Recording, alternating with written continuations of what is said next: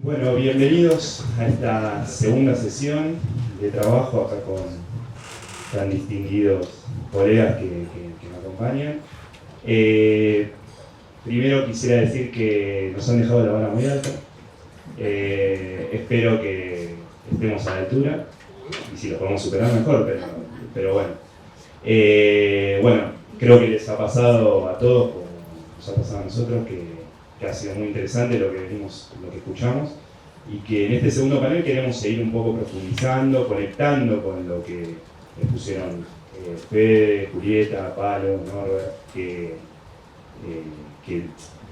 profundizaron sobre algunos riesgos globales y regionales y cómo puede la Argentina operar sobre ellos, o cómo puede hacer para sacar provecho y que sean más oportunidades que obstáculos. Y nosotros vamos a tratar de seguir en esta misma temática, ¿no? Vamos a tratar de seguir profundizando sobre algunos de estos riesgos, algunos en algún momento tal vez podamos comentar sobre otros. Vamos a conectar, como les decía, con lo que se habló antes, y vamos a tratar de anclarlo un poco en la Argentina, trayendo esta visión desde el mundo hacia la Argentina y cómo a partir de ahí poder operar sobre los riesgos. Y les repito, la idea es esto de que creo que ahora les voy a dar la oportunidad también a Esteban que pueda explicar un poco este enfoque de riesgo que por momentos parece que la primera impresión puede ser decir, bueno, estoy viendo lo negativo, estoy generando algún tipo de susto, y el enfoque de riesgo no es necesariamente eso. Así que vamos a profundizar sobre eso, y como les decía, vamos a tratar de tener esta mirada de cómo, a partir del entendimiento de aquellos riesgos, aquellos desafíos que vienen de afuera, que vienen de la región también, cómo poder aprovecharlo, cómo poder prepararse, cómo poder tener una mirada estratégica para poder abordarlos y convertirlos en una oportunidad, o por lo menos que no tenga un impacto tan negativo. Así que bueno, voy a ser más directo, vamos a comenzar este panel un poco con esta mirada, y tratando de ver acá con Esteban Actis, con Romina Gallá y con Mariano Tursi, a quien quiero aprovechar para agradecerles. Y vamos a comenzar con esto que les decía con Esteban, ¿no? Que nos pueda contar un poco también este concepto que él está escribiendo desde hace mucho y que está profesando también desde hace mucho, que es el tema de la globalización de riesgos. ¿Qué significa? ¿Qué impacto tiene para la Argentina también, ¿no? Así que, ¿querés, Esteban, vos empezar? Bueno, buenos días a todos. Gracias a la Fundación, a Ezequiel, Norberto, Félix, por esta oportunidad, por seguir apostando a este producto de riesgos políticos globales y regionales.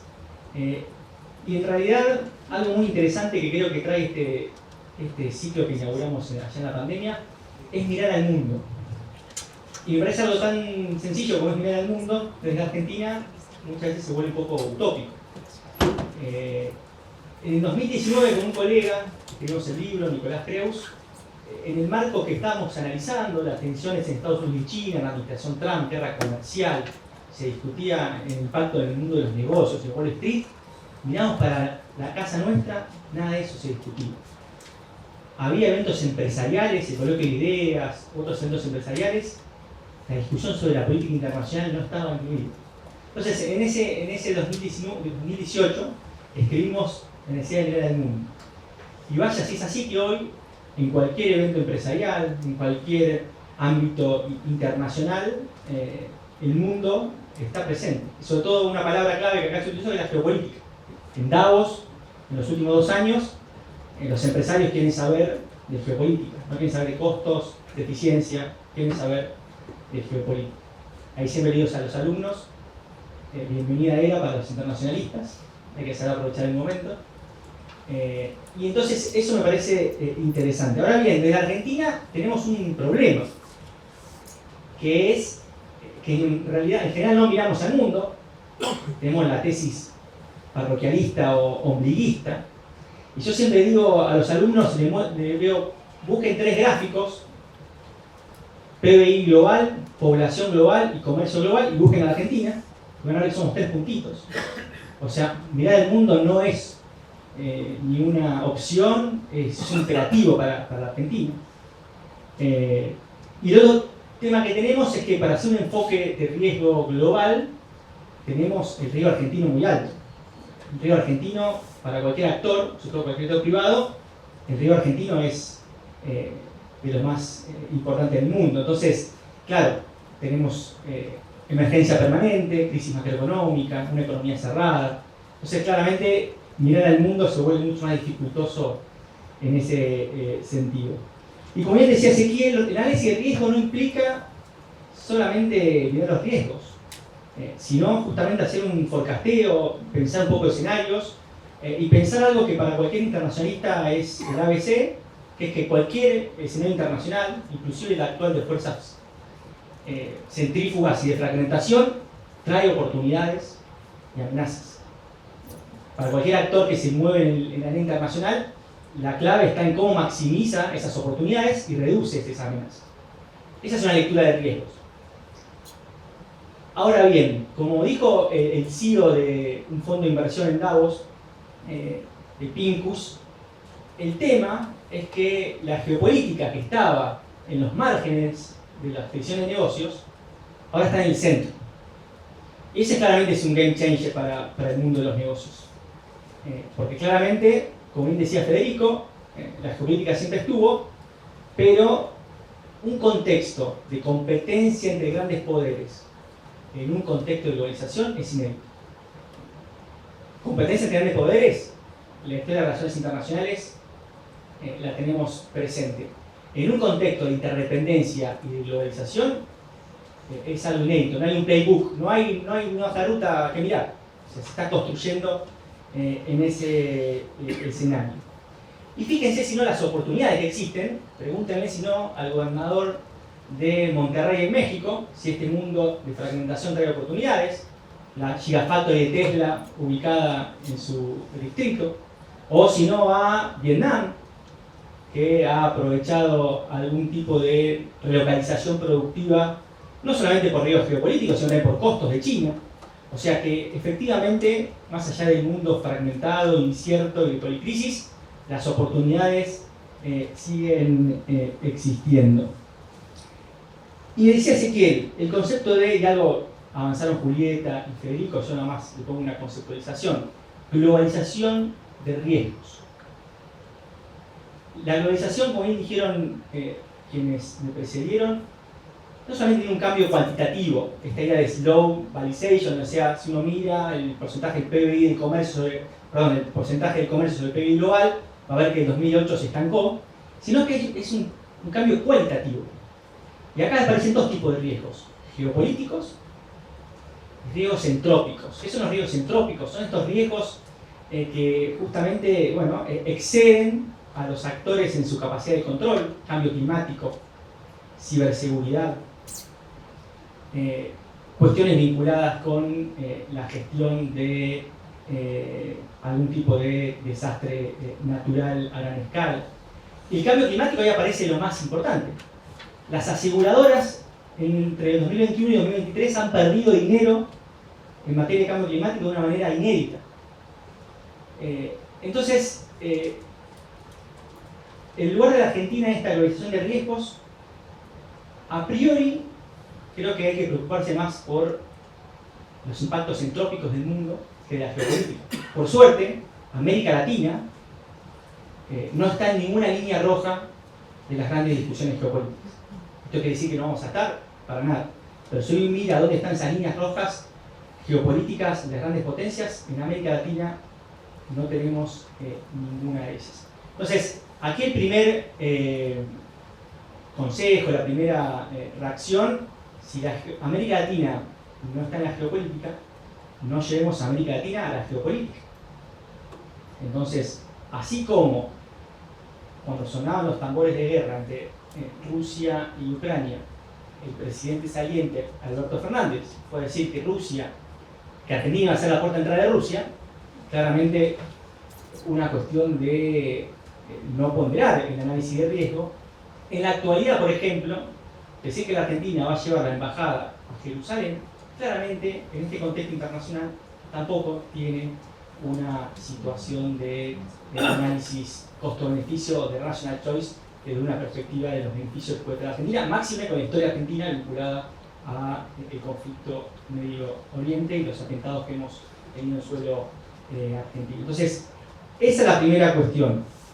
Con respecto al cambio climático, ahí creo que hay una oportunidad para la Argentina, sobre todo en materia, y acá Mariano sabe mejor que yo del tema, en materia agroalimentaria. Esta globalización de riesgo es de por sí una globalización donde en algunos mercados la oferta va a estar por debajo de la demanda.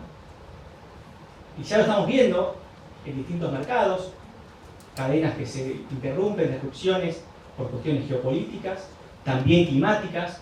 El caso de qué va a pasar con la cosecha de soja en Brasil en esta campaña es un gran interrogante. Y eso va a hacer que, hice una apreciación personal, con fluctuaciones los precios de los alimentos en esta globalización de riesgos estén promediando por encima del promedio histórico global. Está claro que, como pasó en Argentina, 3 años de niña podemos tener problemas de oferta y no padecer, y no usufructuar las altas de precios. Pero me parece que ese es un cambio cualitativo de esta globalización de costos, donde la idea de que la oferta siempre estaba por encima de la demanda y que justamente íbamos a un escenario de costos a la baja. Me parece que en esta nueva globalización, en muchos mercados, esa ecuación se invierte y eso, insisto, trae oportunidades y amenazas, pero para un país como la Argentina, productor de alimentos, me parece que en largo plazo, con disrupciones coyunturales, puede ser una oportunidad. La otra gran oportunidad de Argentina en ese marco es la biotecnología. Si uno mira esta idea de cisnes verdes, que este concepto que lanzó el BIS, el Banco de Pagos, la biotecnología tiene gran parte de la solución a esos problemas. Y acá creo que la Argentina tiene un desarrollo biotecnológico de importancia, tiene empresas, startups que están surgiendo. Vengo de Santa Fe, de Rosario, hay una muy buena experiencia que es el SP500, entre una empresa de los Ceres y el Estado santafesino, fomentando startups. Recientemente surgió una startup muy interesante que con la biotecnología plantea intentar reducir los químicos en la explotación de litio. Fíjense que es importante en materia medioambiental. Tenemos el trigo y la soja HB4. Pero hay un montón de oportunidades que creo que la Argentina tiene en esa dirección. Y en ese marco, algo que planteó, y para reaccionar al panel anterior, pensando en riesgos y oportunidades de esta Argentina, y con esto cierro, no quiero monopolizar la palabra en este primer bloque, en el contexto del cambio de gobierno y la presidencia del presidente electo Javier Milei, me parece que en materia geopolítica, uno de los mayores riesgos que tiene Argentina, y a un paréntesis, lo dijo Julieta muy bien, la competencia en Estados Unidos y China es estructural, la rivalidad es sistémica. Ahora, hay momentos, y vamos a tener momentos de mayor distensión y mayor rigidez.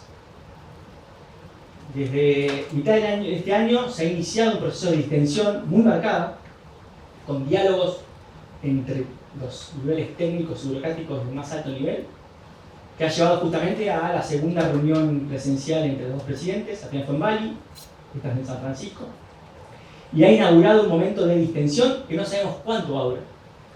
Hemos visto que visita de Pelosi a Taiwán, la crisis del famoso globo de espionaje, hacen que los momentos de distensión vuelvan a foca cero.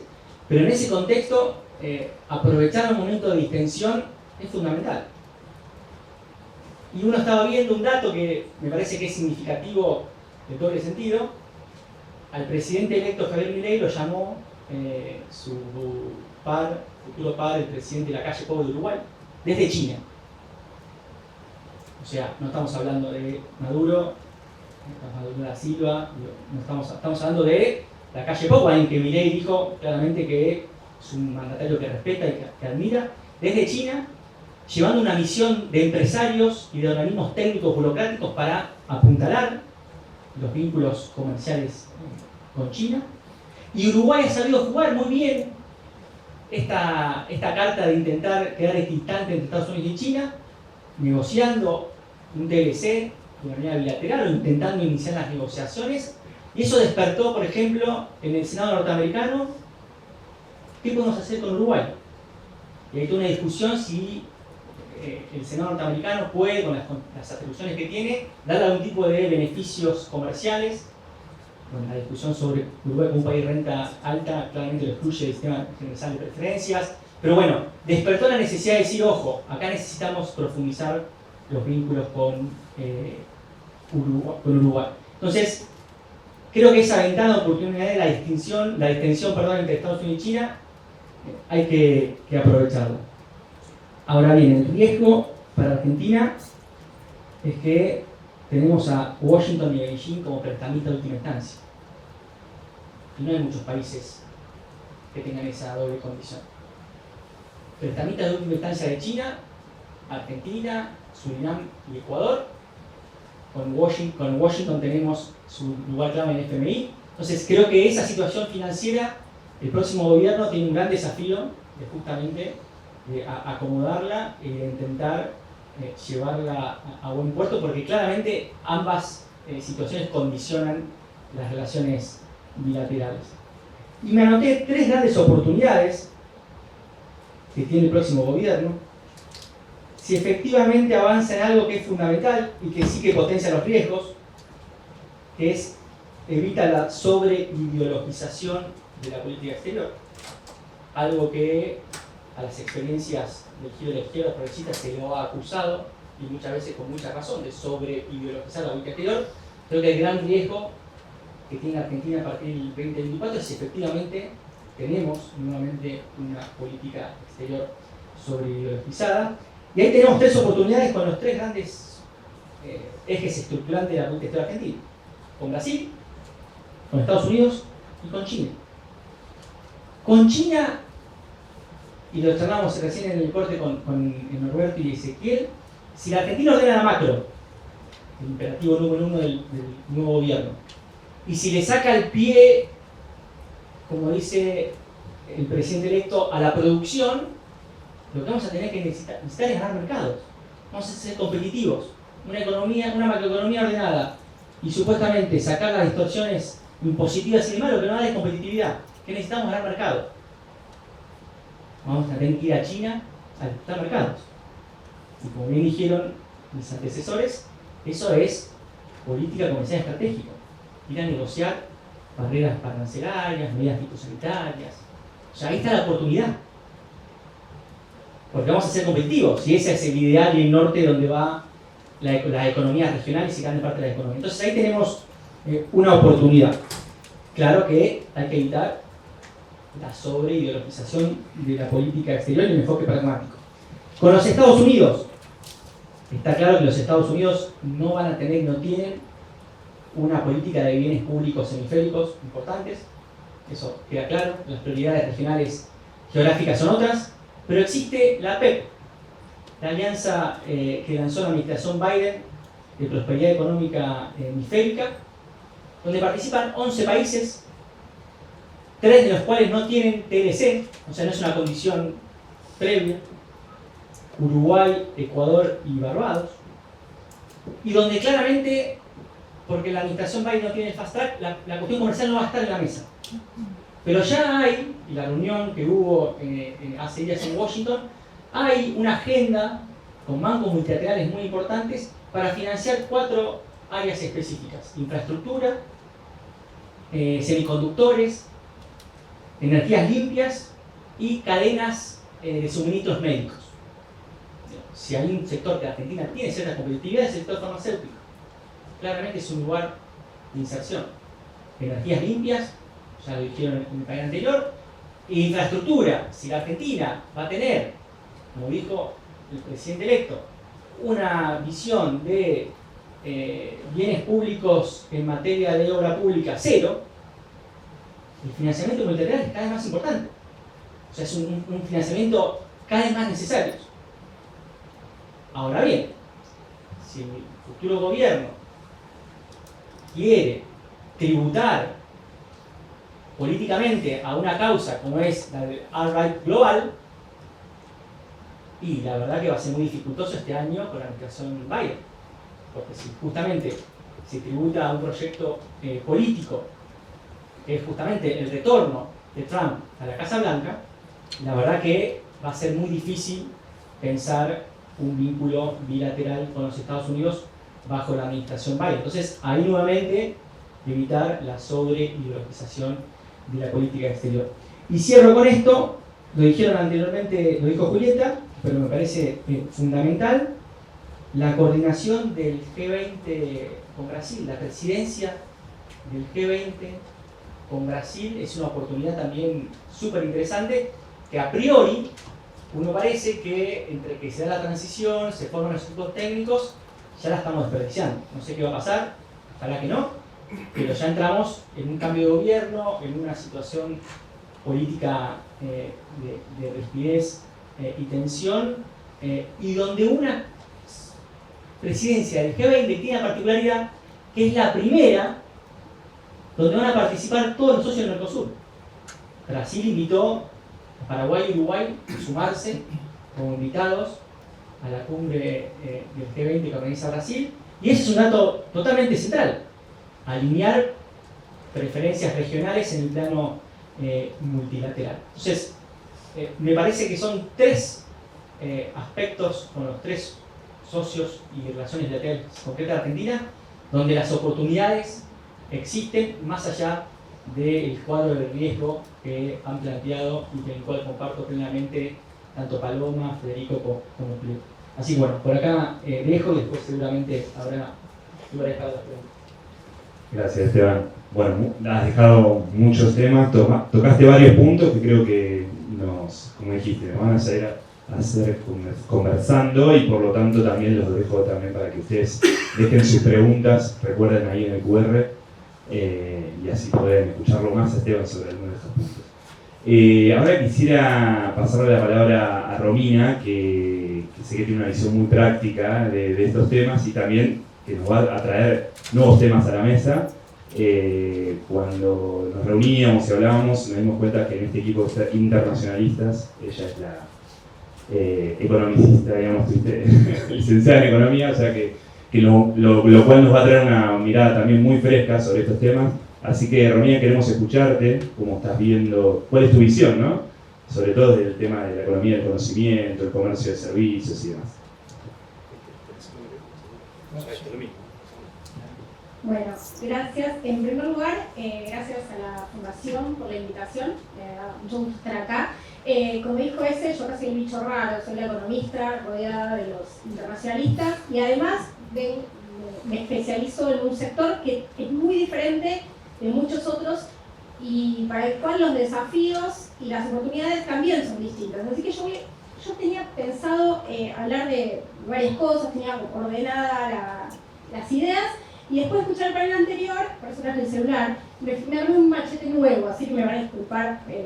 Pero en primer lugar, bueno, como decía me pidió que hablara de economía digital, de economía de conocimientos y de servicios, y es un rubro que funciona completamente distinto que muchos otros sectores de la economía, ¿sí? O sea, es uno de los sectores, o sea, esto no es por desmerecer al resto de las actividades, pero es uno de los sectores más dinámicos de la economía mundial, que viene creciendo mucho durante las últimas 2 décadas, y en estos últimos años, cuando el contexto se complicó en el mundo para otros rubros, este sector se volvió incluso más dinámico, es uno de los que salió mejor parado de la pandemia, con la transformación digital acelerada de la economía en todos los sectores, y para el cual muchos de estos desafíos que fueron surgiendo anteriormente no son tan relevantes, sobre todo si lo vemos desde el punto de vista de Argentina, de dónde Argentina se inserta, ¿no? Entonces, en primer lugar, recién Esteban dijo, lo noté acá, que había que mirar al mundo, ¿no? Bueno, en el caso de los sectores de economía del conocimiento, son sectores que naturalmente miran al mundo. Son empresas que en general nacen globales, ¿sí? Está lleno de freelancers que exportan servicios en el living de su casa, ¿sí? O sea, no pensamos en grandes empresas, sino que hay obviamente grandes empresas y unicornios, pero también muchas pymes que con una visión global. Son sectores para los cuales los costos de transporte no son importantes. Entonces, esto de estar a miles de kilómetros de los principales mercados mundiales, estamos re lejos de todos, estamos con China, Estados Unidos, Europa, para los servicios no son tan importantes. Sí es muy importante la interacción en tiempo real, por eso es importante el uso horario.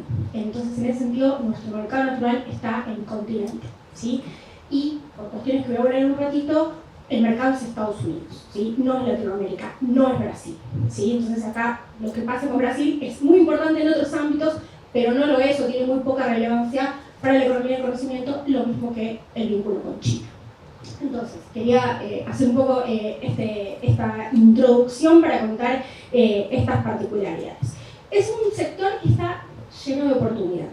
Es un sector que viene creciendo y que va a seguir creciendo, que cada vez se mete en otros rubros, ¿sí? O sea, los factores que dinamizan al comercio internacional de servicios y la economía digital son, por un lado, el cambio tecnológico, que se acelera, y por otro lado, lo que se conoce como servicificación, que es cuando los servicios ganan relevancia en todos los otros sectores, en todas las etapas de la cadena de valor. Entonces, más allá de todos estos cambios en las cadenas de valor que mencionó Paloma, me parece que es importante agregar esto, ¿no? Cómo los sectores de servicios se vuelven claves para diferenciar productos. Piensen en el producto que quieran, qué es lo que diferencia, por ejemplo, una prenda de vestir, una remera blanca de algodón que venden en el supermercado de una prenda de diseño. Bueno, justamente el diseño, ¿sí? Es la parte intangible que tiene incorporado. Porque hay productos tecnológicos que valen mucho más que otros, bueno, no por la parte física, no por el plástico, por el vidrio de la pantalla del celular, sino por todos los intangibles, el diseño, la investigación y el desarrollo, la ingeniería que tienen incorporados. Entonces, estos sectores van a seguir siendo muy dinámicos.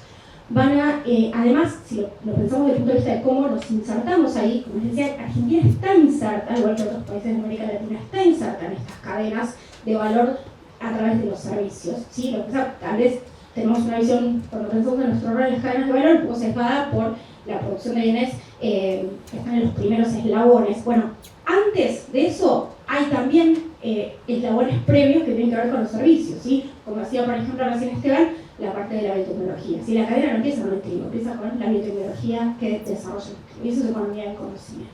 Entonces, hay mucho en ese sentido.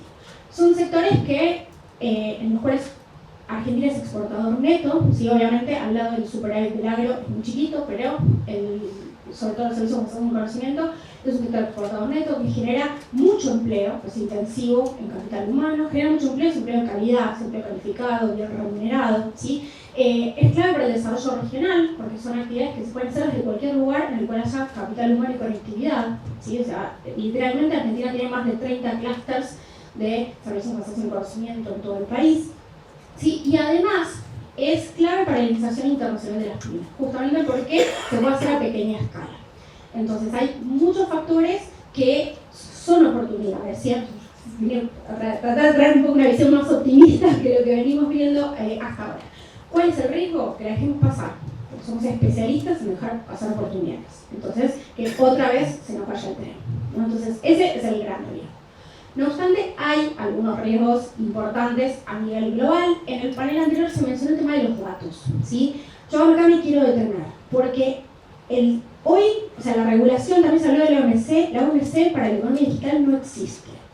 Hay discusiones sobre economía digital, pero con los tiempos de la OMC, para que se den una idea, la OMC tuvo su programa de trabajo sobre el comercio electrónico a fines de los 90. Y la discusión, para empezar a negociar algo, fue hace pocos años. O sea, venimos atrasadísimos. Piensen lo que es hoy Amazon, eBay, Alibaba, Mercado Libre, ¿sí? Y la OMC avanzó 2 pasos. Entonces, no pasa por ese lado. La regulación de la economía digital está pasando por normativa doméstica y por acuerdos internacionales. Y acá se está construyendo todo, porque es algo nuevo, donde el avance tecnológico va mucho más rápido que lo que puede ir la regulación, donde hay distintos enfoques, donde los policymakers no entienden bien, y no lo digo de manera despectiva, sino porque no es su expertise, no conocen, y no es como tal vez regular otros sectores donde van cambiando muy poco. Entonces no saben, incluso cuando tienen buenas intenciones, muchas veces frenan la innovación, pero por otro lado hay que garantizar cuestiones como por ejemplo la ciberseguridad, la protección de los datos, ¿no? Entonces, en estos temas de datos personales, por ejemplo, los datos personales hay tres grandes enfoques. El enfoque de Estados Unidos, que está es un enfoque abierto de no frenar a los negocios. El enfoque europeo, que es el que la mayor parte de América Latina, incluida Argentina, sigue, que está enfocado en la protección de la privacidad, o sea, el titular de los datos. Y el enfoque de China o de Rusia, que es más orientado a que el gobierno pueda tener control de la información, ¿sí? O sea, están en juego esos tres efectos. Y si bien hay mucha evidencia de que los enfoques por ahí más abiertos son los que contribuyen más al desarrollo de los negocios, hay mucha más evidencia sobre que la heterogeneidad de reglas juega en contra del comercio digital. Entonces, ¿dónde nos vamos a parar? En ese sentido es clave, ¿sí? Con quién, y ahí sí, el grupo, ¿no? Con quién estoy alineado, con quién tengo una regulación parecida. Eso va a ser fundamental para el desarrollo del comercio digital.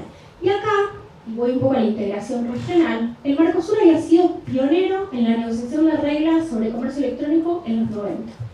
Como casi todo en el Mercosur, se negociaron cosas, se firmaron y nunca se pusieron en práctica. Hoy tenemos un acuerdo de comercio electrónico que no está vigente, solo fue ratificado por Uruguay, veremos qué es lo que sucede, pero aún si entra en vigor, está como mucho más atrás de lo que es la frontera de la regulación de la economía digital.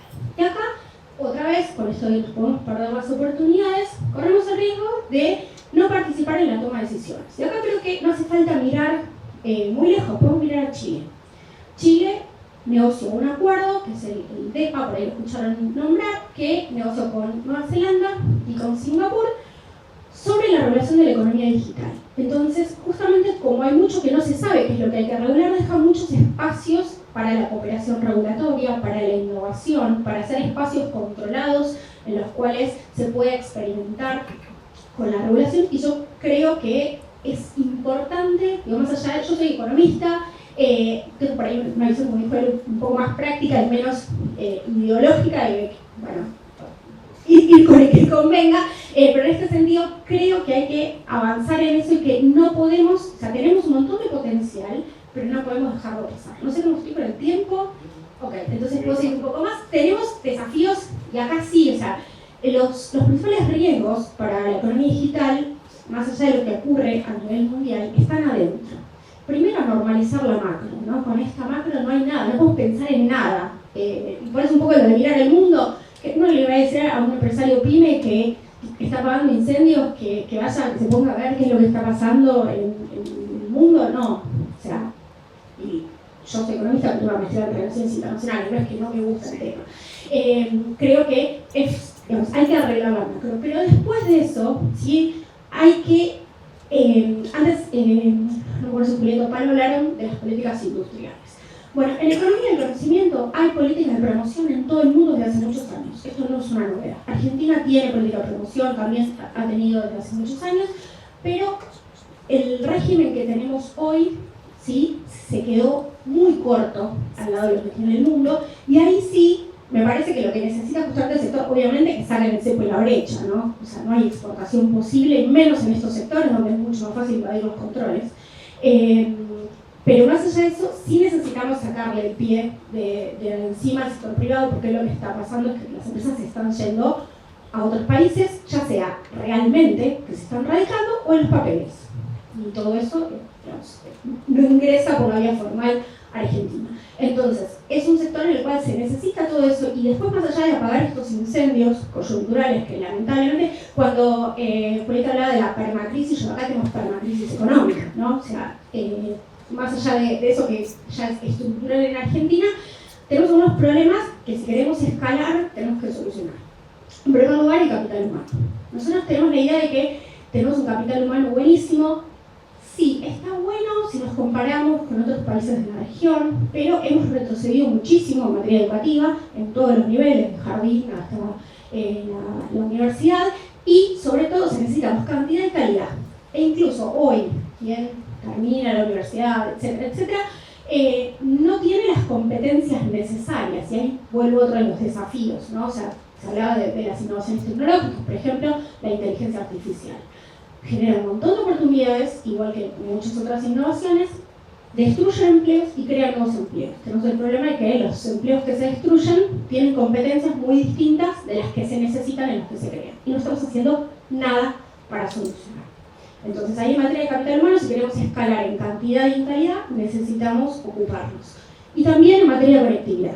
Estamos muy rezagados frente a países desarrollados y empezamos a estar muy rezagados frente a la región, por ejemplo, frente a Uruguay, frente a Chile. Y además tenemos un montón de brechas en materia de conectividad, por ejemplo, entre las grandes ciudades y las pequeñas ciudades. Hay un montón de lugares del país donde se podrían desarrollar ecosistemas de economía del conocimiento y no está ocurriendo justamente por estos dos problemas, ¿no? Capital humano y conectividad. Muchas gracias, Romy. Como les dije, iba a abrir nuevos temas, abrir un ventanal de nuevos temas, o sea que buenísimo poder profundizarlos y la verdad que me quedo con esto que decís, la innovación tecnológica, prepararse para la formación, ¿no? Incluso me pregunto si muchos de los temas que hoy estamos conversando están en la formación de internacionalistas. O sea, por un lado, o sea, bueno, aquellos que como decías vos, ¿no? La capacitación en servicios, la capacitación que también ahí me trae un tema muy interesante que no sé si vamos a lograr tratar hoy, que es el futuro del trabajo, ¿no? O sea, cómo nos preparamos para aquellos trabajos que todavía no sabemos cuáles van a ser, cómo desarrollamos esas habilidades para generar adaptación, resiliencia y demás. Pero bueno, ahora vamos a escuchar a Mariano, que le toca a Nardo Teresa, último, pero Mariano lo va a surgir sin problema. Y un poco volver a esta pregunta, ¿no, Mariano? O sea, la Argentina se inserta al mundo a partir de determinados sectores productivos, competitivos, que vos conocés ampliamente. Y bueno, ¿cuáles de estos riesgos son los más latentes? ¿Cuáles son los más urgentes desde la perspectiva de nuestro país, ¿no? Así que, Mariano, bueno, fácil. Muchas gracias, gracias Félix, gracias Ezequiel y Roberto siempre, y bueno, gracias a los 5 que nos precedieron. Estaba escuchando todas las presentaciones atentamente, a mí sí me toca ser parte del Club de los Internacionalistas, pero en esta vez voy a bajar a la madre de las relaciones internacionales, que sería la ciencia política.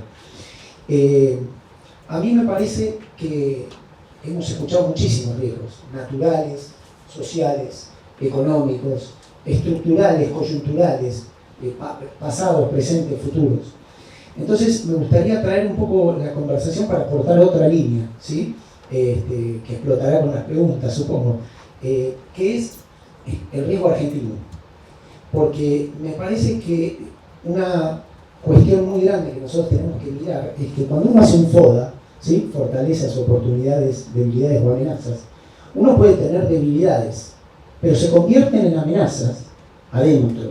¿Sí? En cualquier organización pasa, de productos, de servicios, nacional, internacional. Y me parece que las elecciones como momento ayudan a rediscutir eso. ¿Sí? Cuando uno ve los títulos de los medios, el nuevo mapa de poder, la nueva distribución, ahí es donde nos tenemos que empezar a meter un poquito más. Obviamente voy a tocar de costado el tema agro como ejemplo, ¿no? ¿Y por qué? Tomo la obra de alguien que es Mancur Olson. ¿Sí? Mancur Olson habló sobre el tema del dilema de acción colectiva. Y a mí me parece que el gran problema que tenemos nosotros como país es un dilema de acción colectiva. ¿Sí? Porque el mundo está claro, uno puede ver, uno junta las 5 o 7 personas que juntó hoy y se puede hacer un informe de la misma calidad de lo que vende Ian Bremmer por muchísimo más, ¿no? Entonces, digo, capital humano en ese sentido sobra en este país.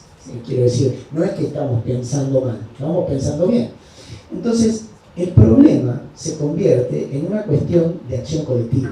Cuando Romina decía, yo soy economista y por eso soy mucho más pragmática que los economistas somos los cientistas políticos, que no nos importa nada de la economía. ¿Sí? A ver, pragmático es súper pragmático lo que uno, lo veo a Martín y ya me tiene en la pierna. Es súper pragmático ponerle un impuesto al campo, si vos querés desde el punto de vista político, desde el punto de vista de poder. ¿Por qué? Lo recauda fácil, tenés el puerto ahí, que dicen que acá no te puedes escapar, ¿sí? Si no te pongo una cadena y listo. Es pragmático, no deja de ser pragmático. Quizás no sea eficiente, quizás. No es eficiente, no es sustentable, no genera productividad, resta valor agregado. Pero todas estas cosas no están en las consideraciones principales, ¿sí? Por supuesto, si uno lo mantiene en el mediano y largo plazo, uno daña. Lo escuchaba a Esteban hablando de las nuevas variedades resistentes de trigo, soja, que nosotros podríamos estar liderando y en muchos aspectos, digamos, a ese nivel lo tenemos. Ahora, cuando nosotros analizamos las causas, más allá de las consecuencias, pero las causas de por qué una producción de commodities agroindustriales, que en el mundo en general está subsidiada, y acá está grabada y sigue siendo competitiva a nivel mundial, entonces obviamente el argumento de sacarle el pie al sector privado cobra una pregnancia del 55%, ¿sí? Entre muchos otros factores, después nos podemos meter en eso. Ahora, la pregunta, me parece a mí, es de todos los riesgos que observamos y nos contaron y evaluamos esta semana, ¿cómo vamos a reaccionar? ¿Sí? Y a mí, ya que se mencionó el tema de una pareja y cómo reacciona a un divorcio, ya, ¿qué pasa? Piensen ustedes si tienen un incendio en su casa. ¿Qué es lo primero que se lleva? ¿Sí? Guarda, porque los que pensaron, mi mujer o mi marido, o no lo pensaron, reevalúen su situación. Pero quiero decir, cuando hay un incendio en cualquier lugar, uno inmediatamente tiende a proteger aquello que es más valioso. Y si un mundo tiene policrisis, permacrisis, conflicto de la globalización, recursos naturales, servicios, todo lo que escuchamos. Entonces, ¿qué es lo que vamos a proteger? ¿Sí? El capital humano, la formación. Ahora, esas decisiones, que son técnicas desde el punto de vista económico, también son políticas. Y ahí me parece que es donde está el trabajo, porque ya sea una administración Milei, o lo que hubiera sido una administración Massa, o lo que fue esta administración Fernández, pongámosle, lo que nosotros tenemos que pensar es de qué manera, no tanto los intereses, Julieta mencionaba la cuestión de las ideas y los intereses, sino las coaliciones. El gran valor del trabajo de Olson es cómo dos personas, 2, 3, 4, 5 personas que comparten un interés, logran o no logran organizarse para avanzar ese interés públicamente. Sobre esto es donde pisa muy fuerte Milei. No en el Estado no Estado. Eso puede ser retórica de campaña, sino que en el Estado hay una coalición clarísima de intereses, ¿sí? Y él, obviamente, cabalga, o su electorado cabalga sobre otras coaliciones de intereses. Ahora, cualquiera que sea, porque piensen que este gobierno se inaugura en un par de días, pero después en 2 años que pasan así, hay legislativas y en otros 2 años presidenciales. Pero la cuestión de los riesgos me parece que nos tiene que llevar a una discusión de cuál es el perfil que Argentina quiere para el futuro. Pero no la idea, uno lo repite y lo escucha, no acá, ¿no? Pero uno lo escucha muchísimo. Sí sabemos el tema Vaca Muerta, el tema litio con las salvedades que mencionaba Federico, el tema agro. Ahora, ¿cómo se organiza políticamente un país para insertarse en una cadena global de valor? ¿Sí? Es un desafío gigante, enorme. Siempre cuento la historia del alcalde de Manila hace unos años. El alcalde de Manila se presentó con una plataforma espectacular para cualquiera que quiera ser alcalde de una ciudad como Manila, que está al lado del mar, metida, ¿no? Que es, bueno, los camiones no pueden circular todo el día porque yo no puedo tener un tránsito a mi trabajo de 4 horas. Por supuesto, el tipo arrasó, ¿no es cierto? ¿Por qué? Porque ¿quién quiere ir en el auto y tardar 3, 4 horas promedio? Ahora, ¿qué pasa? Manila es un hub portuario. Entonces, si vos tenés una reducción de los camiones que van al puerto, lo que tenés es un enorme problema en las cadenas globales de valor, al punto que productos médicos llegaban más tarde al puerto de Santos. ¿Sí? Entonces, la pregunta para nosotros, y creo que justamente es el momento clave para plantearlo después de la elección, porque quiero aclarar algo. Yo no soy de los que piensan que la elección resuelve nada, pero nada. Realmente, o sea, ¿hay un cambio de gobierno? Sí, pero los problemas estructurales de la Argentina ni por asomo se resuelven en una presidencia. Tampoco quiero decir que en 35 años somos potencia, ¿no? Pero quiero decir, tiene que haber un muy fuerte consenso que discipline, y discipline no lo estoy diciendo en el sentido punitivo, ¿sí? Porque para eso son esos consensos políticos internos. Por más que vos tengas, creo que todos podríamos estar de acuerdo en que agro es el sector en el que Argentina tiene mayor ventaja comparativa, competitiva, más de 1/3 de las exportaciones de Argentina. Y sin embargo, probablemente sea el sector con más conflictividad político-social. ¿Sí? No el sector en sí, ¿no es cierto?, pero la manera. Y en eso va a haber que pensar, uno, ¿cuál es el plan que va a tener el gobierno y hasta dónde lo va a llevar a cabo? Cuando uno dice, lo escuché 3 o 4 veces, ordenar la macro. ¿Qué? Digo, eso quiere decir cirugía a corazón abierto.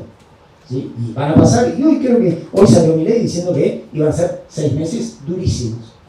¿Cuál va a ser el rol de la oposición? ¿Sí? Porque, cuidado, la oposición también es parte es gobierno, ¿sí? Es otra forma, es como cuando la Corte también es gobierno, son parte del gobierno. Y hay temas donde la oposición, uno puede ir al votoblanquismo, a la neutralidad o a lo que fuera. Pero, por ejemplo, hay un tema donde la oposición podría ser clave: simplificación tributaria. Me van a decir que ese no es un tema donde la oposición puede tener un rol súper constructivo. ¿Sí? Ahora, obviamente cuando uno mira la oposición, acabamos de estallar y tener un Big Bang legislativo. Porque está estallado, todos los bloques están estallados. Con lo cual, generar consensos es mucho más complejo ahora, mucho más difícil. ¿Sí? Ahora, entonces, cuando uno va buscando esa manera de generar coaliciones internas para responder a los desafíos externos, obviamente se generan varias dimensiones. Primero, costos y beneficios, que es lo que mencionaba Esteban. ¿Sí? ¿Quién va a pagar los costos? ¿Quién va a recibir los beneficios? ¿De qué manera se van a distribuir los costos y beneficios? A mí me puede gustar más o menos una política de shock o una política gradual, ¿sí? Pero sabemos perfectamente que tiene. La política gradual puede generar un consenso mayor, pero también se traba más. Si no, fíjense en lo que fue el intento de la administración 2015-2019. El de shock sacude a todos, con leyes ómnibus, pero en el largo plazo puede llegar a ser menos sustentable porque hay actores que fueron agarrados, entre comillas, desprevenidos. ¿Sí? Bien. Entonces, yo diría también traer la mirada hacia los dilemas de acción colectiva. Esto uno lo puede notar en la calle. ¿Sí? Más allá de lo que decía Romina, uno pone un argentino en un lugar y un tipo bárbaro. ¿Sí? 2 argentinos con cierta distancia son bárbaros, 3 es un quilombo. ¿Sí? Porque el problema es de acción colectiva, muchas veces. No creo que haya un problema productivo o un problema estructural, pero es un problema de acción colectiva. Julieta mencionaba un seminario que tuvimos en el CARI, ¿sí? Creo que fuimos 10, 20 expositores, un montón, ¿sí? Muchos de los que estamos acá, para ver si había argumentos a favor o en contra de BRICS, ¿sí? Incluso algunos que estábamos en principio a favor y nos pusieron en la mesa en contra, encontramos argumentos para sostener nuestra posición. ¿Sí? Entonces, me parece que eso no falta. Lo que sí falta son mecanismos de acción colectiva. ¿Sí? Esos mecanismos de acción colectiva implican una discusión y una aceptación de costos y beneficios, y después, algo que es muy importante también, de corto y de largo plazo. ¿Sí? Porque esto no tiene los mismos costos en el corto que en el largo plazo. Y ahí es un tema de agencia más que de estructura. Por eso quería retomar esto, la cuestión de acción colectiva y el tema de agencia. Federico mencionó las bases del consenso tomó otro ejemplo, que es la relación Argentina-Brasil, y las bases del consenso que eran ABAC-Mercosur. Lo veo a Félix acá, y obviamente sabe perfectamente el rol que tuvo la agencia. Rol que muchas veces podría haberse descarrilado, Félix me mira como diciendo, se podría haber descarrilado muy fácilmente, ¿sí? Entonces ahí es donde entra el rol de, no solamente el consenso a nivel de las bases, sino el liderazgo también, ¿no es cierto? Entonces, para recapitular, porque no me quiero tomar más tiempo del que me corresponde, me parece que la cuestión de riesgos globales y regionales tiene que ser procesada por mecanismos de contención o agravamiento domésticos o nacionales. Cuando digo nacionales, no quiero decir que no sean provinciales también, locales, ¿sí? Porque esto va a hacer una articulación muy grande. ¿Por qué? Porque lo que a priori puede parecer un riesgo puede no transformarse en una amenaza, a lo sumo minimizar riesgos, ¿sí? Que no sean amenazas o que no sean destructivas. Y las oportunidades Ojo con las oportunidades, ¿sí? Porque yo puedo tener litio en mi provincia, y no quiero hacer una referencia velada a nadie. Puedo tener litio en mi provincia, firmar un acuerdito y cambiar la camioneta, la casa o lo que fuera. No estoy criticando al gobernador, ¿eh? Ahora, ¿eso es una oportunidad? Sí. Para 1, para 2, para 3. Porque cuando uno dice, y se ha escuchado mucho en la campaña antes y se va a escuchar después, el litio, ¿para quién?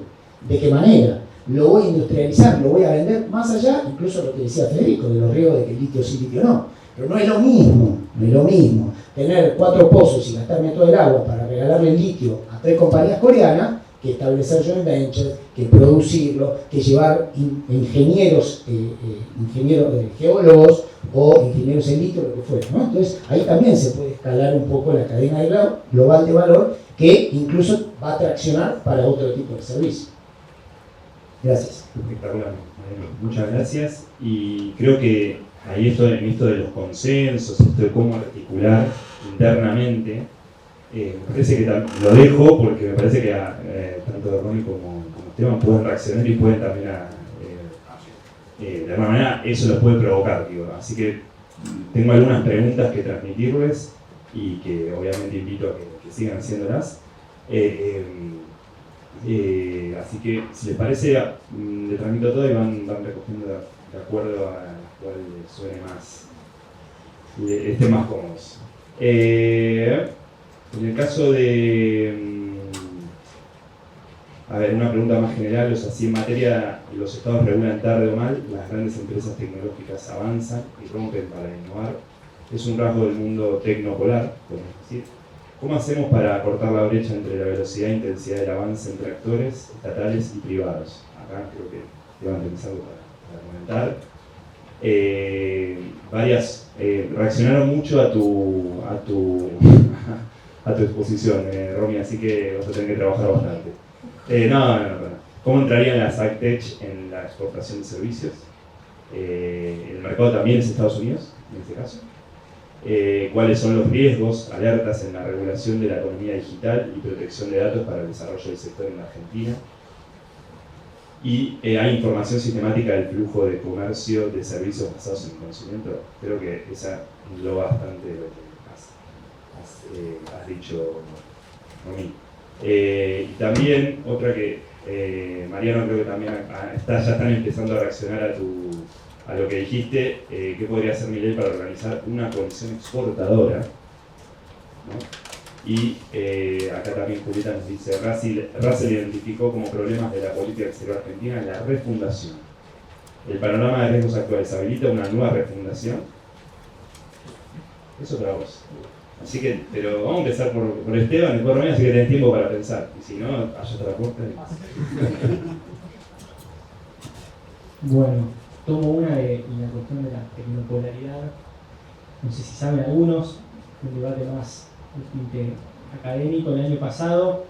Ian Bremmer, ya nombrado, consultor de Eurasia Group y politólogo, junto con Stephen Walt, desarrollaron un debate en Foreign Policy y en Foreign Affairs sobre si estamos en un mundo tecnopolar o no. La tecnopolaridad, justamente lo que dice Bremer, es que en este mundo que discutimos la polaridad, los actores más importantes son actores que justamente dominan el espacio digital, no el físico. Ese espacio digital está en manos de empresas privadas, las Big Tech. Walt dice todo lo contrario, que más allá de la importancia, el espacio físico sigue siendo central, lo de los estados, la soberanía. Pero más allá de la discusión teórica, que creo que es muy interesante, sí me parece importante marcar que estamos viviendo un cambio en ese sentido de paradigma. Y en una dimensión que uno a priori pensaba que no había intersecciones, que es el tema de la guerra. Un actor clave en el conflicto entre Rusia y Ucrania es Elon Musk.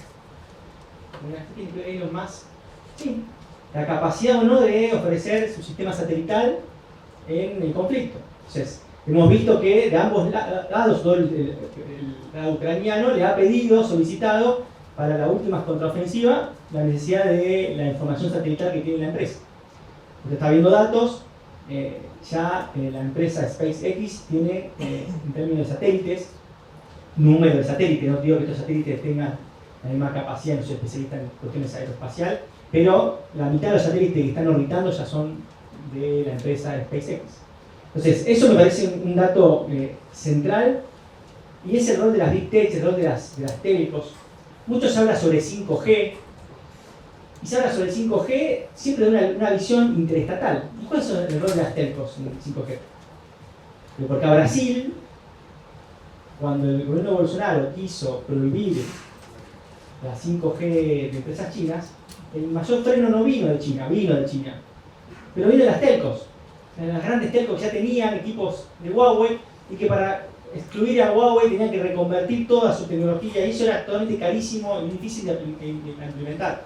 Entonces, creo que el análisis de economía política internacional, multiactoral, es cada vez más importante en este tablero hipercomplejo de permacrisis y policrisis, y en ese sentido está claro que son actores con poder de veto, influencia, y que creo que es una necesidad imperiosa para los analistas mapearlos, identificarlos y entender también que, bueno, en este contexto de fragmentación geopolítica son actores que van a tener un rol protagónico central.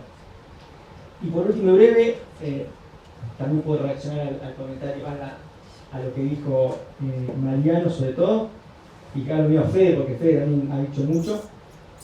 Digo, ese dilema de acción colectiva tan importante en el plano doméstico es mucho más complejo en el plano internacional. En el plano doméstico tenemos los estados nacionales con algún tipo de agregado identitario nacional, con algún territorio, con alguna organización política. En la gobernanza eso desaparece. Tenemos que tener acción colectiva. Y en un tema que dijo muy bien Federico, que me parece que es el gran tema de la gobernanza, es el cambio climático. Y claramente es el dilema de acción colectiva más grande que se enfrenta la humanidad, y con un nivel de necesidad de esa actividad colectiva de una manera inédita por los desafíos que tenemos, por la urgencia, por los intereses. Entonces, eso me parece interesante. Y por último, algo que dijo Federico, que anoté aquí, la cuestión de la geografía, la identidad y los intereses, y esta idea de clubes. Creo que también una gran forma de oxigenar el multilateralismo que todo el mundo ve que está en crisis es la posibilidad, y esto lo dice Juan Gabriel Tocatián, de avanzar en el minilateralismo en lo concreto. Avanzar justamente y combinar esas variables. Podrá ser geográfico en el momento, podrá ser por intereses, por identidad, pero identificar actores con intereses particulares y en geografías particulares, donde un actor, en este caso la Argentina, tenga algunos intereses en materia multilateral, y avanzar justamente en mecanismos ad hoc, en espacios ya existentes, con diplomacias de miniclubes. Pero creo que es un gran desafío práctico para justamente poder utilizar algunas agendas de la Argentina en el plano internacional, y que no sufran el bloqueo, la focalización que tiene justamente este contexto. Entonces, creo que ese es un gran desafío para el próximo gobierno en materia de política exterior. Pero bueno, nuevamente requiere de una ingeniería, de una precisión quirúrgica que no es justamente la motosierra, es justamente el cirujano yendo a una afección determinada, con un testillo determinado, con una precisión determinada. Y creo que ese es un gran desafío cognitivo que ojalá, más allá de las retóricas de campaña y la polarización política, bueno, efectivamente el nuevo gobierno pueda ir hacia ese camino.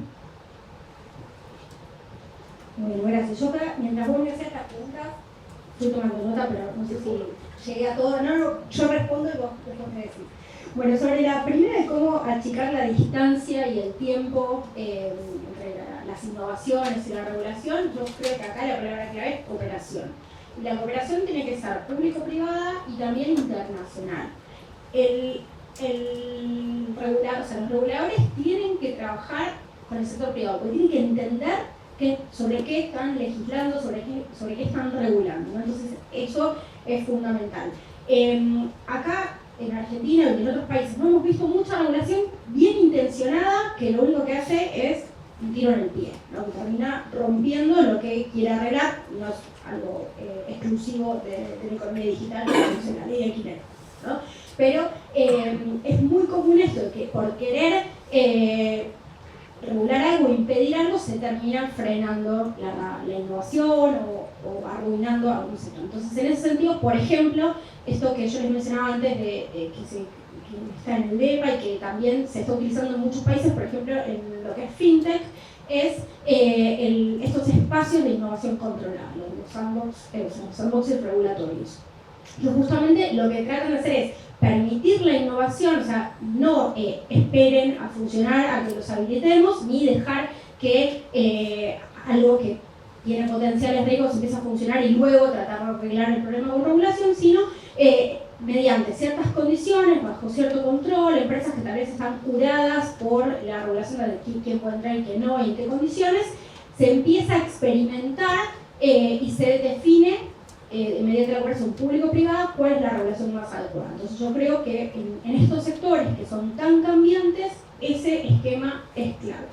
Y también a nivel internacional, porque acá aparecen problemas que requieren respuesta de acción colectiva, ¿no? Por ejemplo, el tema de la tributación de las empresas, de las plataformas digitales.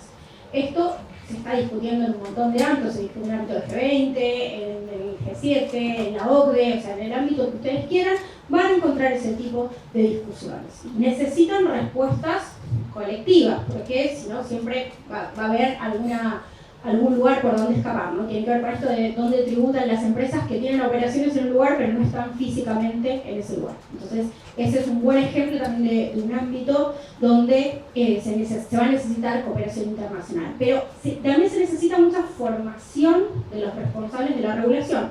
Le voy a poner un ejemplo de un tema que a mí me saca un poco, que es la discusión sobre la aplicación de derechos aduaneros a las transmisiones digitales, ¿no? Es una discusión que está en todos los acuerdos sobre comercio electrónico.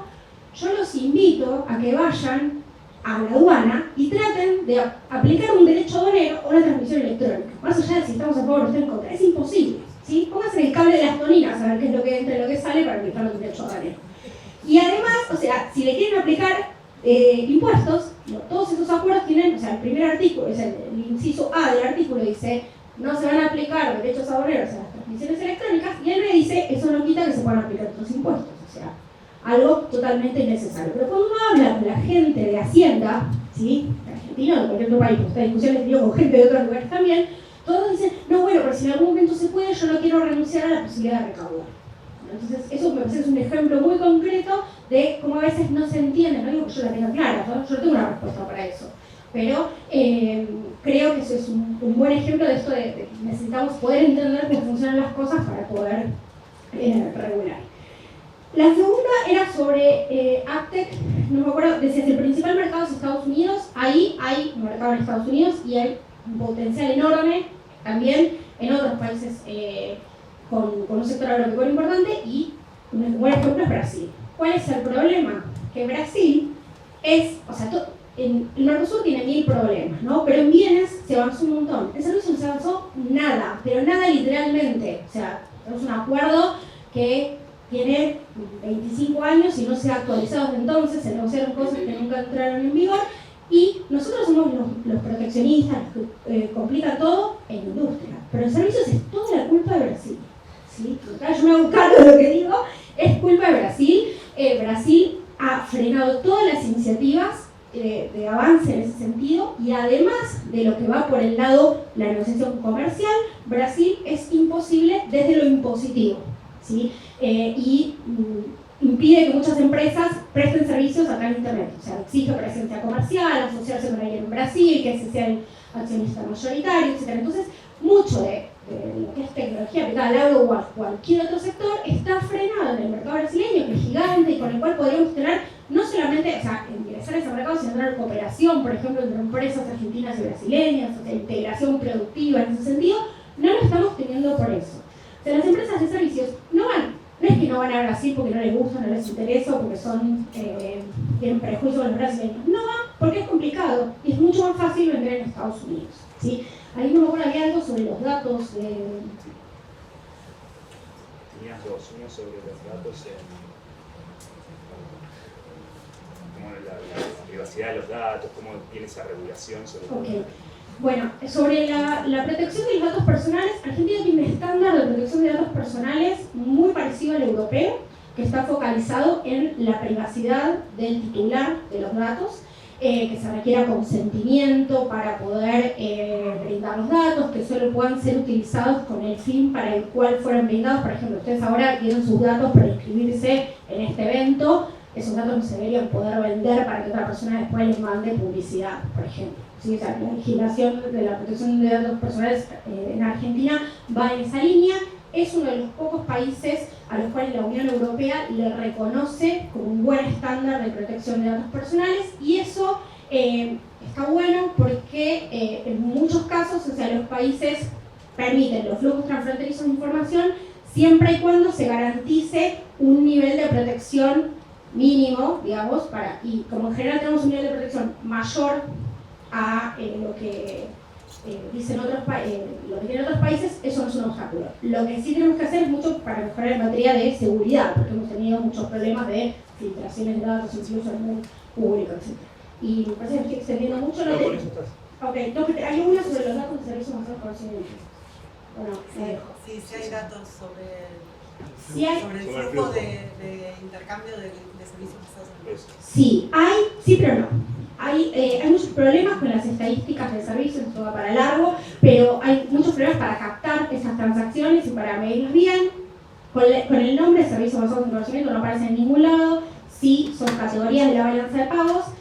Hay datos que reportan los países, tienen muchas limitaciones. Lo que no hay es mucha información detallada a nivel sectorial y a nivel bilateral. ¿Sí? La OMC tiene una base de estimación bilaterales, que es lo mejor que hay, lo cual no significa que sea bueno. Bueno, el tema de las tecnologías.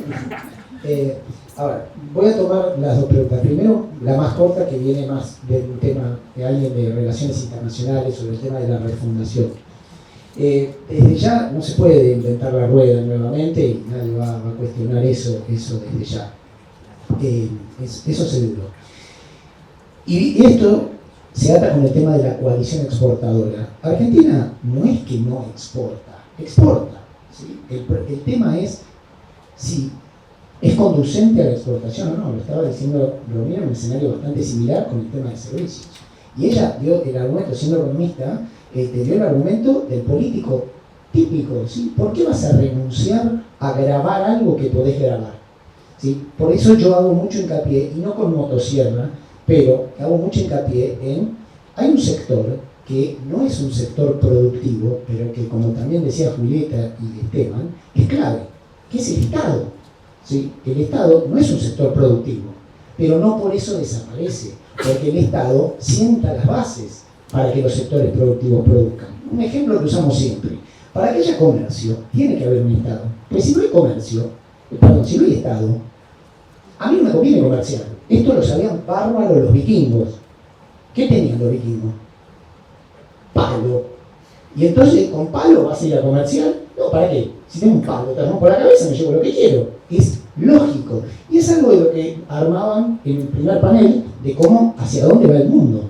Porque si vos tenés un mundo donde la globalización se desarma, donde los parámetros desaparecen y se van desintegrando, y las cadenas de valor no logran o se reconfiguran de una manera muy rápida, y sobre todo de manera defensiva. Lo que estamos viendo, y sobre todo que sale toda la semana sale algo nuevo, es el término que en inglés se llama weaponization, ¿sí? Hacer de algo un arma.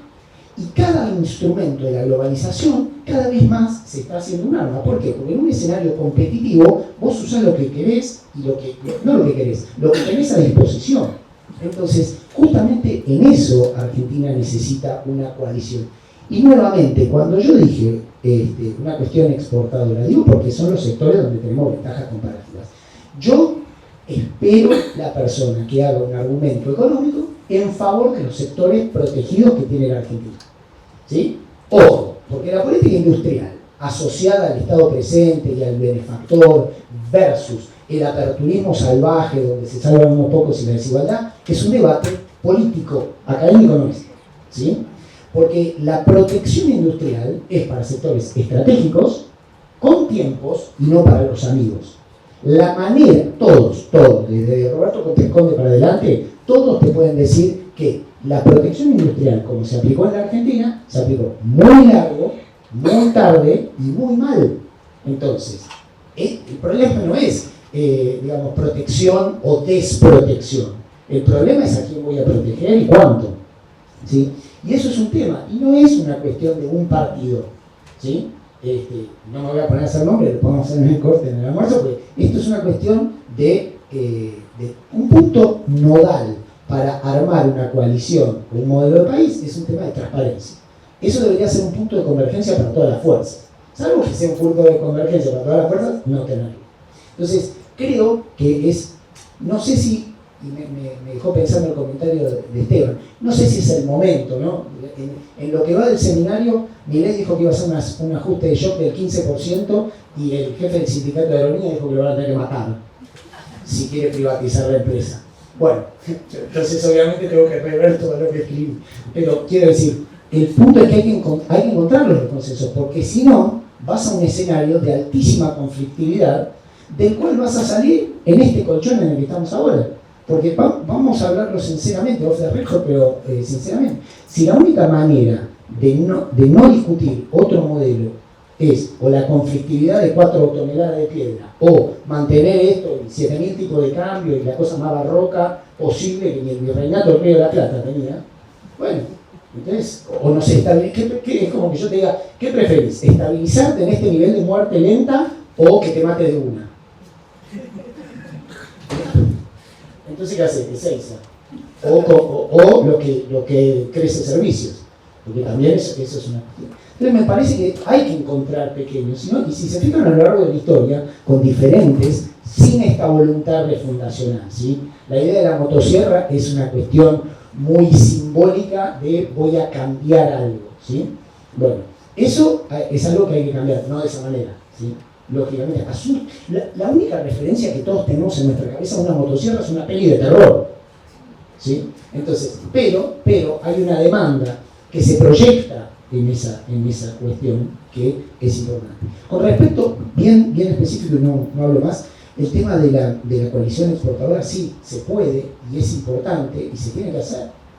Vos tenés sector servicios en Argentina, en parte, y sé que va a generar polémica, pero en parte porque las privatizaciones de los años 90 subieron muchísimo la calidad de las telecomunicaciones.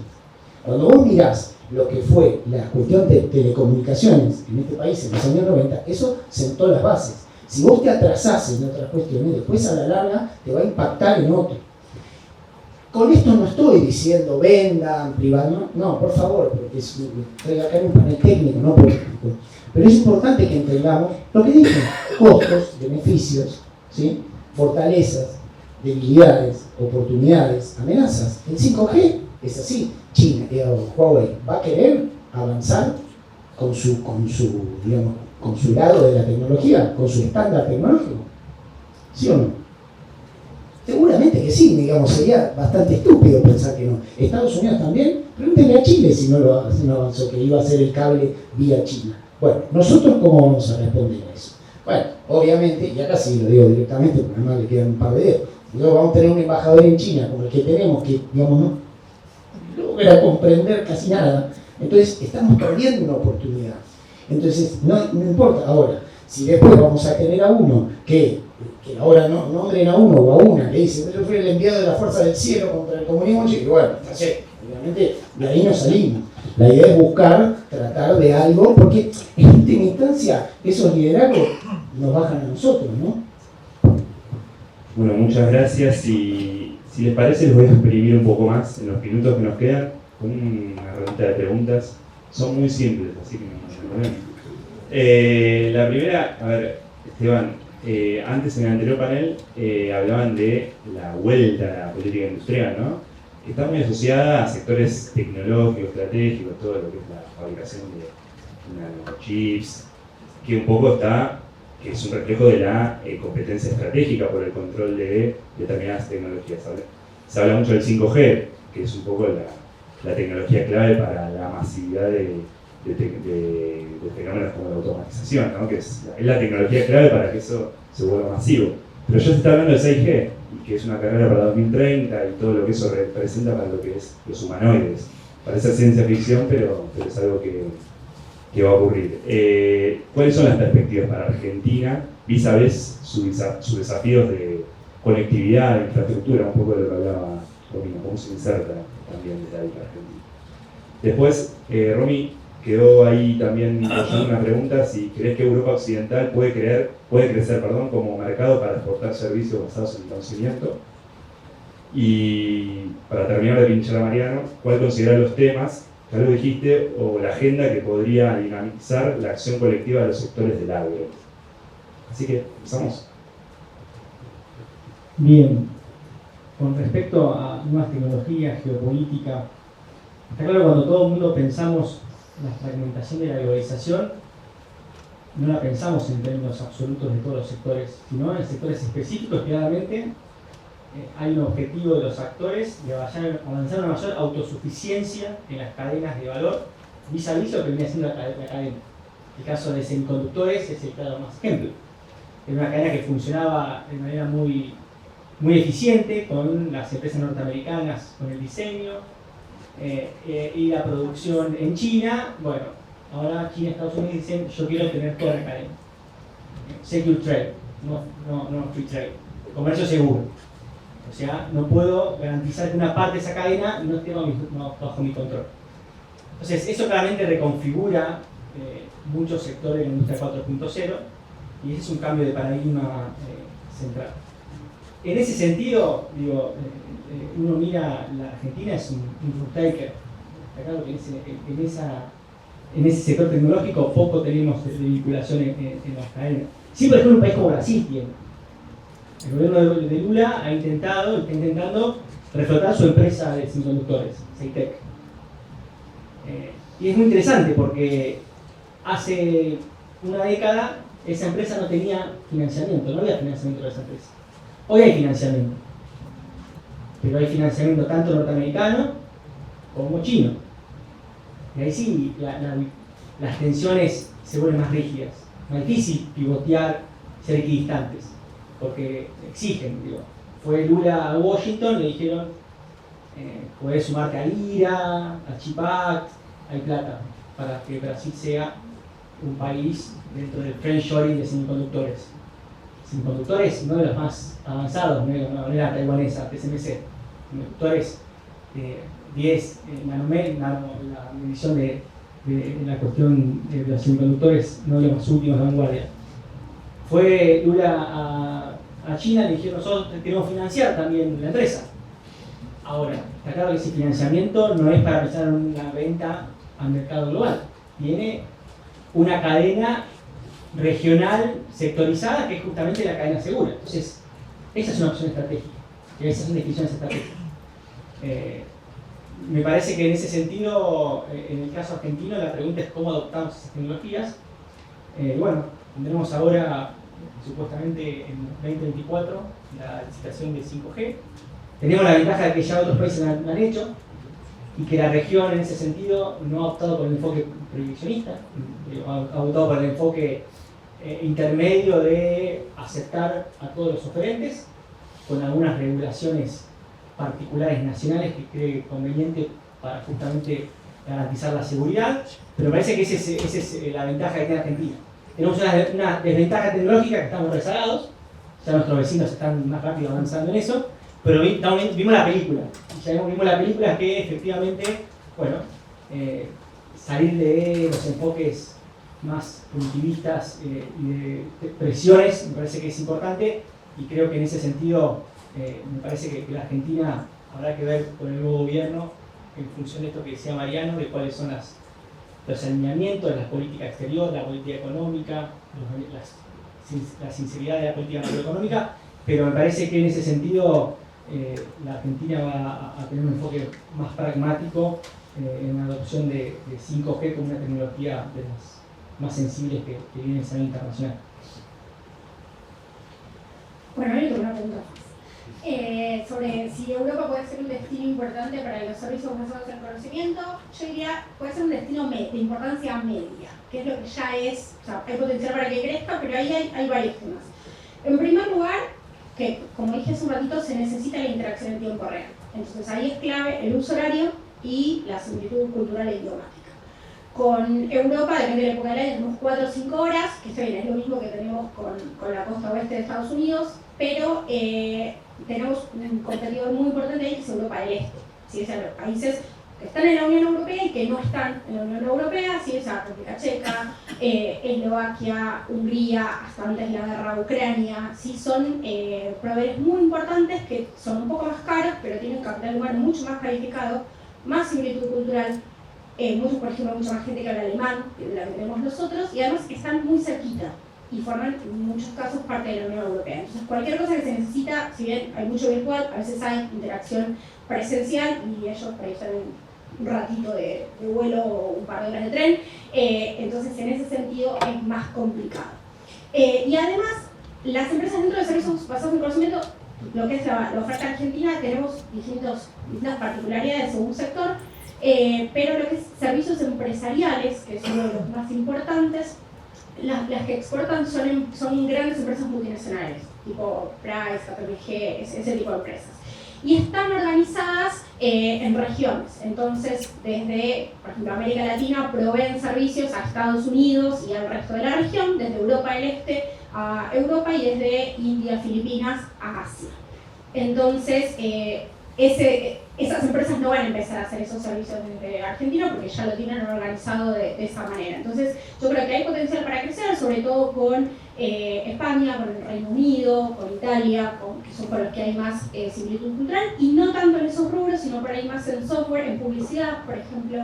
En publicidad es muy común que, como la reputación del Reino Unido es muy buena, hay empresas que trabajan para el Reino Unido y después se venden como publicidad británica, cosas que las empresas argentinas forman parte de esa cadena de valor. De todas maneras es muy chiquito en el total, pero parecen sectores importantes. Entonces hay nichos, pero no, de ninguna manera veo que vaya a ser el principal destino. El principal destino va a seguir siendo Estados Unidos, y lo último, esto termino, también porque gran parte del comercio es intrafirma. Entonces, gran parte del comercio, con los servicios no es como con los bienes, que uno es una empresa, o sea, Argentina le vende algo a Ford y eso se puede utilizar en todas las plantas de Ford del mundo, entonces el producto va a ir a las mismas plantas. Si una empresa argentina le vende software a Ford y se va a utilizar en todas las plantas de Ford del mundo, o sea, no sabe dónde se utiliza ese servicio. Va a quedar registrado como una exportación a Estados Unidos cuando tal vez se utilice en cualquier otro lugar del mundo. De hecho, por ejemplo, hay una empresa estadounidense que maneja desde acá la contabilidad de todas sus filiales de África. Pero eso no es una exportación de Argentina a Angola o a Chad, que es donde se utiliza ese servicio, sino que termina quedando registrado de esa manera. Así, yo no creo que lo vayamos a ver, lo cual no significa que no haya potencial para crecer. Bueno, con respecto a organizar una coalición con el tema del agro, yo creo que el agro es el sector donde se nota más la grieta entre su importancia económica y su poder político. Es un tema de hace mucho tiempo. Trabajos y gente que trabaja ahí, pueden consultar lo que ha hecho Martín. Ahora bien, me parece que es una cuestión que uno tiene que usar como capital político, ¿sí? Se hablaba mucho del tema de Brasil. Este es un área donde hay, no sé si plena sintonía, pero por lo menos muchísimo, y muchísimo para hablar con Milei y Lula, ¿sí? Porque, digamos, las cosas también como son. Durante la época de la oleada rosa o del Pink Tide, donde había súper afinidad, no se avanzó, Brasil se paró solo en estas áreas. Entonces, digamos, si la opción es motosierra o 1000 cortes, y bueno, a la larga me quedé sin brazos, porque no hubo mucha coordinación. Sí, se juntaban, iban a la playa, charlaban, todos amigos de su experiencia de los 70, pero la verdad que después en avances concretos no hubo. Entonces, me parece que acá hay avances concretos sobre, como decía Julieta, sobre intereses. Aprovechar la carcasa institucional, que ya digo, no carcasa, pero la estructura institucional que está, que ayuda, que genera confianza, con interlocutores que generen confianza, ¿no? Por supuesto. Y a partir de ahí, piensen que un rol como el que tuvo Scioli durante la presidencia de Bolsonaro, ¿sí? Fue un exitazo diplomático kisingeriano, ¿sí? Esto de verdad lo estoy diciendo. Entonces, me parece que ese tipo de cuestiones, avanzar sobre el tema soja. ¿A dónde? A producción conjunta, a denominación conjunta. Paloma contaba el tema de la cuestión del agua. productos, ya sé que parece redundante, ¿no? Pero productos verdes, con qué carga tecnológica, con qué transparencia en el trabajo, ¿sí? Entonces, hay que superar la idea de creer que el algo es un commodity solamente, cuando sabés que es un producto que tiene más tecnología que un auto a veces. Las externalidades positivas que eso tiene, porque vos me abrís una mina y obviamente tiene un impacto en el PBI de un punto, pero las externalidades positivas, económicas, geográficas y ambientales, no son las mismas. Entonces, eso también es importante. Y por favor, no discutir la pavada de agricultura familiar, o sea, estas antinomias son el resultado de personajes con poca visión estratégica, ¿sí? ¿Por qué? Porque cuando vos mirás quién sostiene esto y quién sostiene Jalo, que después no es como reivindicar a Jamás como hizo el Partido Obrero, son cuestiones que están afuera del clima de época, ¿sí? Y no tiene nada que ver eso. Entonces vos tenés que ver las economías regionales, sí, sin duda, no te estoy diciendo sojización total, pero en una plataforma, según lo que daban los periodistas más afines al mileísmo, si podemos empezar a hablar de eso, Fernando Vilera va a ser el secretario de Agricultura, que tiene muchísimo conocimiento del área y todo, pero obviamente esto tiene que ser parte de una estrategia de país mucho más grande, ¿sí? Entonces, a mí me parece que este sector, por lo competitivo, por las externalidades, y ojo, por los desafíos, ¿sí? Producís 1 kilo de soja, tenés que usar entre 5 y 7.000 litros de agua. Entonces, para nosotros, esos problemas son muy importantes. Hablaban de algo, decía Esteban, ¿no? de las amenazas. Con esto cierro, porque no me quiero extender. Me decía alguien del Ministerio de Ambiente, ¿se acuerdan cuando salió la noticia que se desprendió un bloque de la Antártida hace un tiempo? Bueno, me decía que si eso hubiera sido verdad, hubiéramos tenido un maremoto en la ciudad de Buenos Aires. Por como vienen las estadísticas ambientales, y piensen que ahora se rompió la barrera de los 2 grados ahora esta semana, una de las primeras prioridades del gobierno de Jorge Macri debería ser pensar cómo impacta el cambio climático en la ciudad. No es una locura, y acá me pueden filmar, me pasan el bar después, no es una locura pensar que bajo la administración de Jorge Macri en la ciudad podemos tener un problema derivado de esto. Y no porque se inunda o no se inunda más, ¿sí? Por eso es una cuestión de obras de infraestructura. Pero esta cuestión cada vez nos va a golpear más, 60 grados. A nosotros nos suspendieron un concierto, bueno, no a nosotros, yo no soy Swiftie, pero suspendieron un concierto de Taylor Swift por unas gotas. Lo dijo Esteban, allá hizo 60 grados. Entonces, este tipo de agendas, creo que el agro tiene un enorme potencial, pero insisto, hay que sacarlo de la idea de, digamos, el modelo agroexportador represivo de los 80 versus la agricultura familiar, ¿sí? Porque además, y con esto cierro, además, ojo, porque hay muchos países que hacen agricultura de coca en América del Sur. Entonces, ahí hay una amenaza enorme, latente, ¿sí? En los mismos centros por donde pasa nuestra producción, no porque se vaya a pasar a otra producción. Digo, cuidado, no es un mundo para andar discutiendo. Como dije al principio, se quema la casa, no podemos andar discutiendo si salvamos el edredón rosa o el verde, ¿sí? Excelente. Bueno, antes de invitarlos a comer algo, a almorzar, a pasar también un tiempo que podamos seguir conversando, pero en forma más informal si quieren, quisiera hacer 3 cosas, como siempre hice 3. La primera es agradecer a todos ustedes por haber participado, por el interés en este evento, en este seminario, y también agradecerles a Mariano, Romina, a Esteban, pero a todos los que forman parte del primer panel, a Julieta, a Norbert, a Pablo, a Fede, porque bueno, para mí es muy gratificante haber sido parte de todo el proceso y que hayamos podido realizar este seminario. Seguramente vamos a seguir trabajando en este enfoque, los comprometo a ellos a seguir siendo parte. También fue parte cuando estábamos en la virtualidad, Andrés Malamud era parte de que también quisimos que pudiera hoy participar, pero por cuestiones que vivía al otro lado del Atlántico se le hizo imposible. Pero bueno, por eso quiero agradecerles a ustedes, a todos, porque la verdad que lo disfruté mucho y quiero seguir disfrutando. En segundo lugar, les voy a molestar una vez más con el QR, porque hay una especie de sondeo, es contestar una pregunta, pero un poco responde a todo esto que estuvimos viendo hoy, así que los invito también a eso.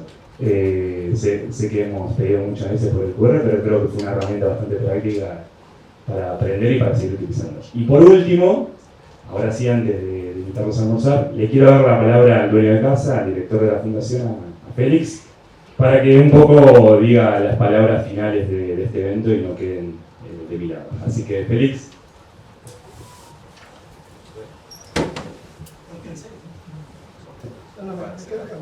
¿Sí? No, sí. ¿Quiere que se bueno, una palabra más para terminar. Ha sido una reunión muy positiva, muy buena. Hemos tenido la oportunidad de organizar en nuestra fundación reuniones con el mismo grupo en otras oportunidades y también han sido tremendamente positivas, así que todo esto nos estimula a seguir haciendo este tipo de reuniones en que de alguna manera temas centrales de la agenda internacional son examinados con buen conocimiento, con amplitud, por la gente que está siguiendo estos temas desde el ángulo del conocimiento, del ámbito técnico y demás. Y hemos recibido en ese sentido muchas sugerencias hoy bien prácticas, así que les agradezco mucho. Y agradezco mucho sobre todo porque creo que estamos en la antesala de un momento en que va a ser más necesario que nunca este tipo de ejercicio en que la gente que está dedicada a estudiar y analizar, no desde el punto de vista teórico, académico solamente, los problemas principales de la idea de trabajar juntos en nuestra región, puedan dar opiniones, sugerencias prácticas sobre cómo abordar algunas de las ideas que hay que llevar adelante. Como estamos justo en un momento que puede llevar algo de tiempo, pero que es un momento fundamental, en que quienes están en los gobiernos, por lo menos en el caso del Mercosur, prácticamente en los 3 de los 4 gobiernos a cargo de responsabilidades políticas, gubernamentales y demás, están recién en el comienzo de una etapa en la cual va a haber que desarrollar muchas ideas bien prácticas para traducir a la realidad lo que venimos diciendo de distintos puntos de vista que hay que hacer en nuestra América Latina y en nuestra América del Sur en particular. Y esto lo hemos observado en estos días como consecuencia del proceso electoral en Argentina. Ahora tenemos un nuevo gobierno y bueno, vamos a necesitar discutir a fondo lo que podemos seguir haciendo para terminar de construir la idea de un espacio regional de trabajo conjunto, como mínimo en el espacio sudamericano, que es el espacio en el cual está inserto, por ejemplo, el proceso del Mercosur. En esa línea, y termino, mañana publico un artículo, como siempre, no más de una página y media, artículo sobre el tema del Mercosur, y en que lo titulo algo así como hacia una nueva etapa para un Mercosur más realista y eficaz. Y que de alguna manera señalo, y esa es la intención, señalar de alguna manera que llega el momento de debatir, bueno, perfecto, listo, ahora, ¿y cómo lo hacemos? Con ideas concretas. Y esto está referido a lo que es la propuesta que está explícita,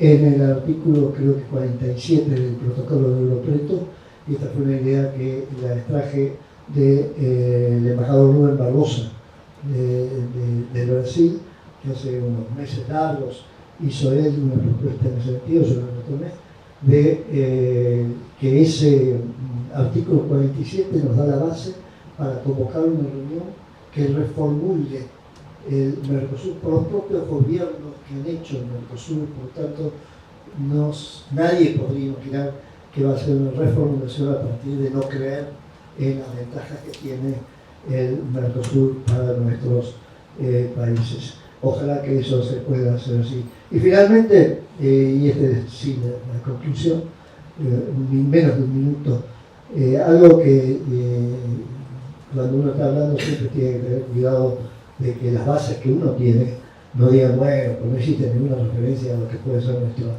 papel. Yo tengo la impresión de que en ese proceso de reformulación práctica, no solo del Mercosur, sino mucho de lo que hemos estado hablando en estos días, se puede. Hay que acudir a la gente con experiencia.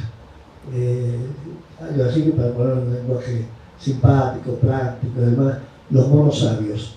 Es decir, que de alguna manera han demostrado a través de su vida, al mismo tiempo que quienes participan de este tipo de reuniones y han participado en este tipo de reuniones, han demostrado en su vida que algún compromiso, algún commitment con la idea de hacer cosas prácticas tienen. Y entonces creo que varios de los que estamos acá somos unos sabios, y lo vemos ahí a Patricio Leiva, de Chile. No voy a seguir nombrando porque tendré que empezar por Félix Peña. Y que podemos contribuir en la medida en que nos nutramos y nutrimos lo que ustedes hoy han podido escuchar de los futuros monos sabios del proceso de integración en nuestra América Latina, por lo menos en este caso del capítulo argentino de esa construcción. Muchísimas gracias, perdón si me extendí, pero esto ya es normal. Sube alguien, dice voy a hablar un minuto y termina hablando 15 minutos. Pero en fin, gracias.